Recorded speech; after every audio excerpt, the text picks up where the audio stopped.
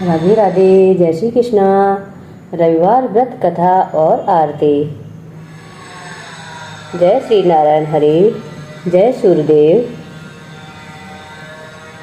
सर्व मनोकामनाओं की पूर्ति हेतु रविवार का व्रत श्रेष्ठ है। यह व्रत सर्व कार्यप्रद, पुष्टांति, रोग नाशक, पाप नाशक तथा मुक्त प्रदायक है। इस व्रत की विधि इस प्रकार है। प्रातः काल स्नान आदि से निवृत्त हो स्वच्छ वस्त्र धारण करें तथा शांत चित्त होकर परमात्मा का स्मरण करें। भोजन एक समय से अधिक नहीं करना चाहिए। भोजन तथा फलाहार सूर्य के समय सूर्य के प्रकाश रहते ही कर लेना उचित है। यदि निराहार रहने पर सूर्य छिप जाते हैं तो दूसरे दिन सूर्य उदय हो जाने पर अर्घ देने के बाद ही भोजन करें। व्रत के अंत में व्रत कथा सुननी चाहिए। व्रत के दिन नमकीन तेल युक्त भोजन कदापि ग्रहण न करें।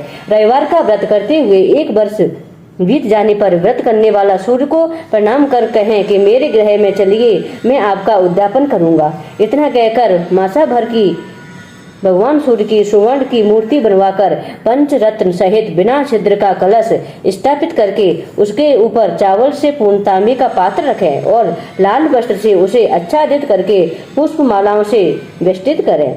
तत्पश्चात सूर्य के 12 नामों से सूर्य का पूजन करें। नारियल का अर्घ दें। इस व्रत के करने से मान सम्मान बढ़ता है तथा शत्रुओं का क्षय होता है। आंख की पीड़ा के अतिरिक्त अन्य सब पीड़ाएं दूर होती हैं। कथा है, एक बुढ़िया थी। उसका नियम था कि प्रति रविवार को ही स्नान आदि कर घर को गोबर से लीपकर फिर भोजन तैयार कर भगवान को भोग लगाकर वह स्वयं भोजन करती थी। ऐसा व्रत करने से उसके घर में सब प्रकार से धन धान से पूर्ण था। श्री हरि की कृपा से घर में किसी प्रकार का विघ्न या दुख नहीं था। सब प्रकार से घर में आनंद रहता था। इस प्रकार दिन बीत जाने पर उसकी एक पड़ोसिन, जिसकी गौ का गोबर वह बुढ़िया लाया करती थी, उसे सब प्रकार से सुखी देखकर वह उससे जला करती थी। वह विचार करने लगी कि वह वृद्धा सर्वदा मेरी गौ का गोबर ले जाती है और उससे अपने घर को लीप पोत कर भगवान की पूजा करती है और भोग लगाती है, अतः बुढ़िया को अब अपनी गौ का गोबर नहीं लेने देना चाहिए। यह सोचकर वह अपनी गौ को घर के अंदर बांध लेती है। बुढ़िया गोबर न मिलने से रविवार के दिन अपने घर को न लीप सकी, इसलिए उसने न तो भोजन बनाया न भगवान को भोग लगाया तथा स्वयं भी उसने भोजन नहीं किया। इस प्रकार उसने निराहार व्रत किया। रात्रि हो गई और वह भूखी सो गई। रात्रि में भगवान ने उसे स्वप्न दिया और भोजन न बनाने तथा भोग न लगाने का कारण पूछा। तब वृद्धा ने गोबर न मिलने का कारण बताया। तब भगवान ने कहा कि माता, हम तुमको ऐसी गौ देते हैं जिससे आपकी सभी इच्छाएं पूर्ण हो जाएंगी, क्योंकि तुम हमेशा रविवार को गौ के गोबर से लिपकर भोजन बनाकर मेरा भोग लगाकर खुद भोजन करती हो। इससे मैं बहुत प्रसन्न हूँ। तुमको वरदान देता हूँ कि मैं निर्धन को धन और बांझ स्त्रियों को पुत्र देकर उनके दुखों को दूर करूंगा तथा अंत समय में मोक्ष प्रदान करूंगा।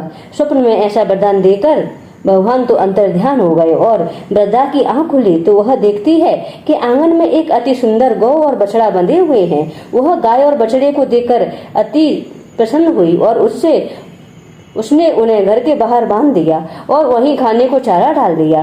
जब उसकी पड़ोसन बुढ़िया ने घर के बाहर एक अति सुंदर गौ और बछड़े को देखा तो द्वेष के कारण उसका हृदय जल उठा और उसने देखा कि गाय ने सोने का गोबर किया है, तो वह उस गाय का गोबर ले गई और अपनी गाय का गोबर उसकी जगह पर रख गई।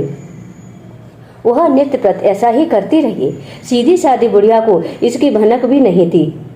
तब सर्वव्यापी ईश्वर ने सोचा कि चालाक पड़ोसन के कर्म से बुढ़िया ठगी जा रही है, तो ईश्वर ने संध्या के समय अपनी माया से बड़ी जोर से आंधी चला दी।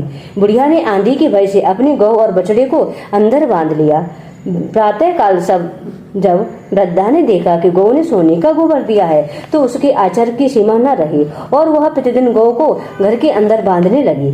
उधर पड़ोसन ने देखा कि बुढ़िया गौ को घर के भीतर बांधने लगी है तो उसका सोने का गोबर उठाने का दाव नहीं चलता, तो वह ईर्ष्या और दाह से जल उठी और कुछ उपाय न देख पड़ोसन ने उस देश के राजा की सभा में जाकर कहा, महाराज, मेरे पड़ोस की एक वृद्धा के पास एक ऐसी गौ है जो आप जैसे राजाओं के लिए योग्य है। वह नित्य सोने का गोबर देती है। आप उस सोने से प्रजा का पालन कीजिए। वह वृद्धा इतने सोने का क्या करेगी? राजा ने यह बात सुन अपने दूतों को वृद्धा के घर से गौ लाने के लिए आज्ञा दी। वृद्धा प्रातः ईश्वर का भोग लगा भोजन ग्रहण करने ही जा रही थी कि राजा के कर्मचारी गौ खोलकर ले गए। वृद्धा काफी रोई चिल्लाई, किंतु राजा के कर्मचारियों के सामने कोई क्या कहता। उस दिन वृद्धा गौ के वियोग में भोजन न खा सकी और रात भर रो रो कर ईश्वर से गौ को पुनः पाने के लिए प्रार्थना करती रही। उधर राजा गौ को देखकर बहुत प्रसन्न हुआ, लेकिन सुबह जैसे ही हुआ उठा, सारा महल गोबर से भरा दिखाई देने लगा। राजा यह देख घबरा गया।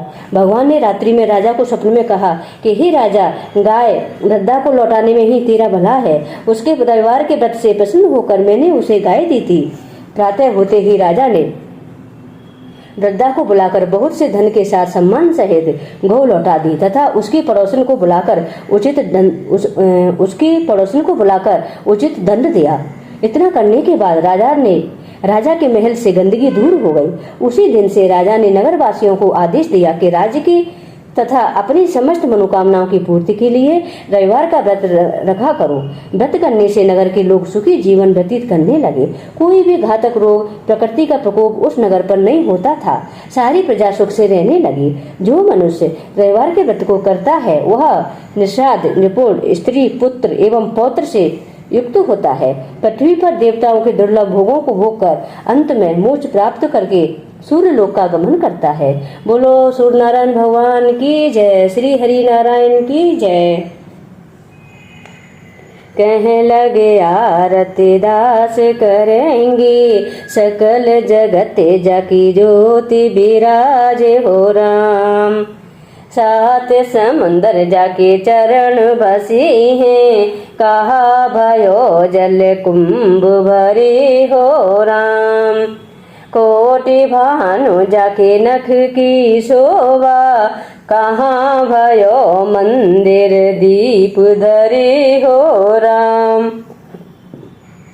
बार हटा रे रोम बलि जाके, कहा भयो सिर पुष्प धरे हो राम।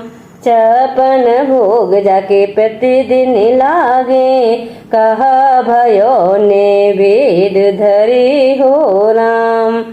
अमित कोटि जाकी बाजा बाजे, कहा भयो झनकार करे हो राम।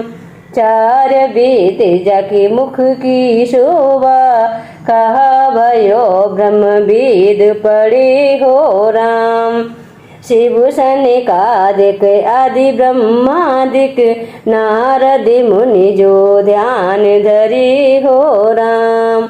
हिम मंदार जाको पवन झकोरे, कहा भयो सिर चवर ढोरे हो राम।